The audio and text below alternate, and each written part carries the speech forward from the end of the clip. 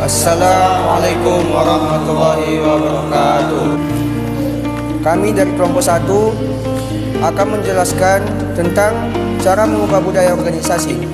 Sebelum itu kami akan memperkenalkan diri. Perkenalkan, nama saya Trimiftah Al-Farizaluku. Di sebelah saya. Perkenalkan, nama saya Ibnu Zaki Ananda Lubis, dan di sebelah saya. Perkenalkan, nama saya Gilang Boy Samudra, dan sebelah saya. Perkenalkan, nama saya Arfi Milopane.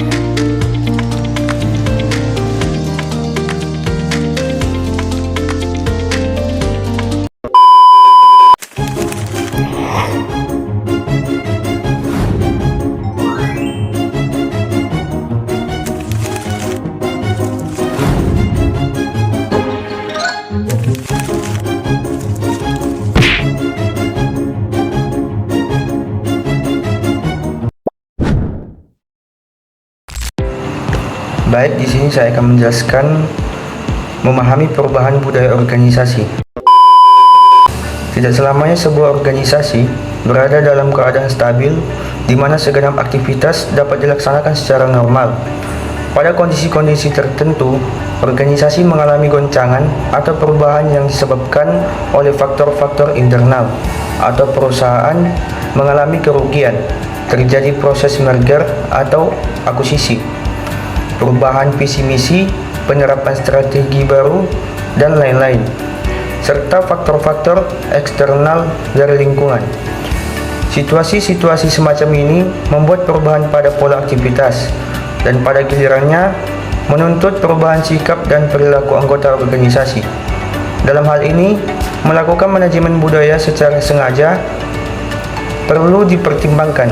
Ada 3 kondisi budaya menjadi liabilitas atau kewajiban.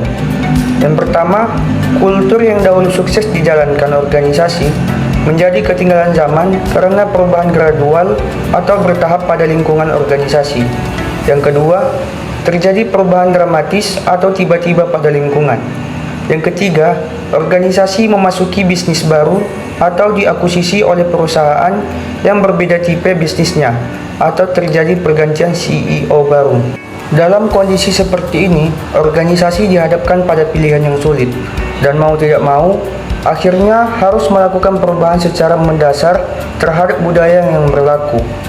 Perubahan budaya merupakan perubahan pola pikir manusia yang mempunyai pikiran dan perasaan serta melakukan interaksi di antara mereka.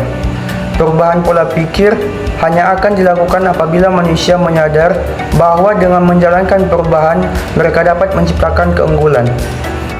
Perubahan selalu terjadi, disadari atau tidak, begitu pula hanya dengan organisasi. Organisasi hanya dapat bertahan jika dapat melakukan perubahan. Setiap perubahan lingkungan yang terjadi harus dicermati karena keefektifan suatu organisasi tergantung pada sejauh mana organisasi dapat menyesuaikan diri dengan perubahan tersebut.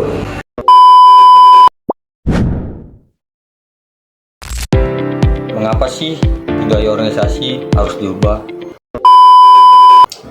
Budaya organisasi perlu diubah karena dunia semakin berkembang dan organisasi harus mampu beradaptasi.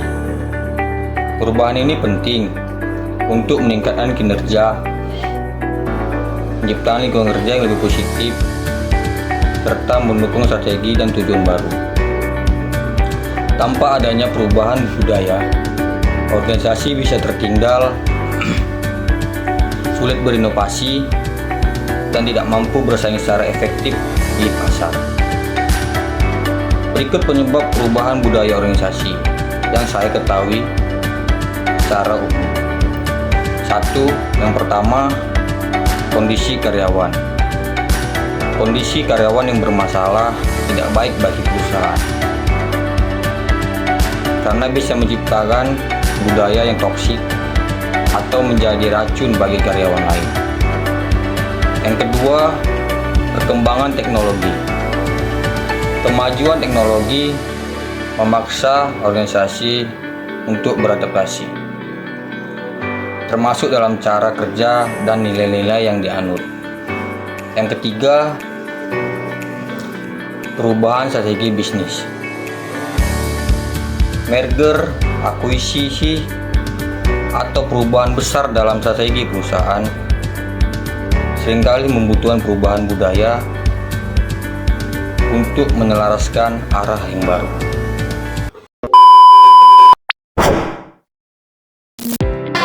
Saya akan menjelaskan tentang kapan budaya organisasi harus berubah.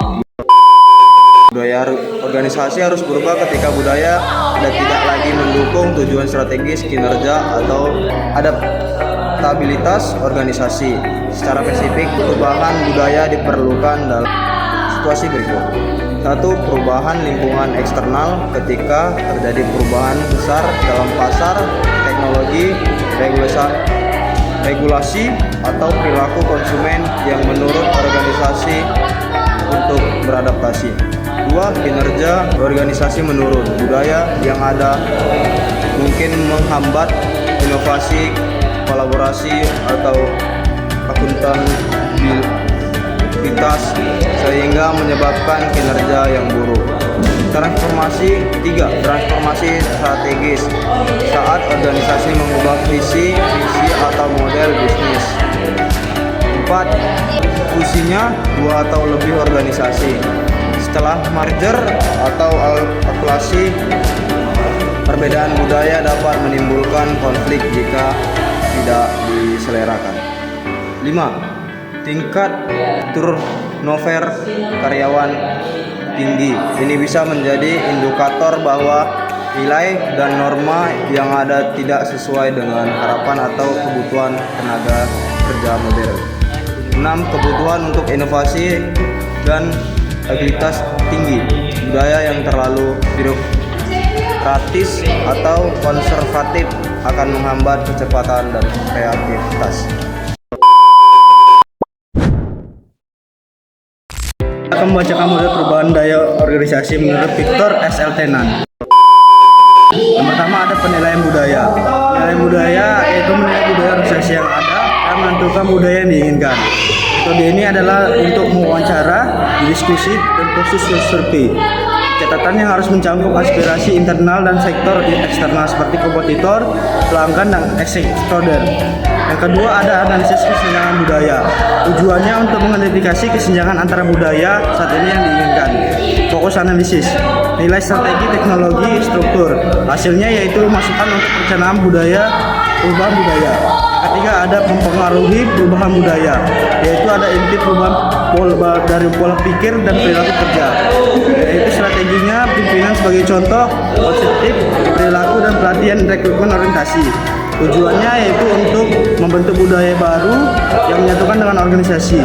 Yang keempat ada melanjutkan budaya baru. Kuncinya keberhasilan, yaitu konsistensi praktik budaya dalam aktivitas harian. Fokusnya yaitu peran pemimpin sangat penting dalam budaya ini. Tujuannya budaya baru tetap hidup dan mampu menjawab tanggung jawab organisasi ke depannya. Yang untuk kesimpulannya ada perubahan budaya yaitu bukan proses instan, butuh analisis dan pembinaan konsisten dan keterlibatan semua pihak. Terima kasih. Sekian hasil presentasi kami. Bila ada kata-kata yang salah, mohon dimaafkan. Assalamualaikum warahmatullahi wabarakatuh. Manajemen bisa, manajemen hebat, manajemen sukses.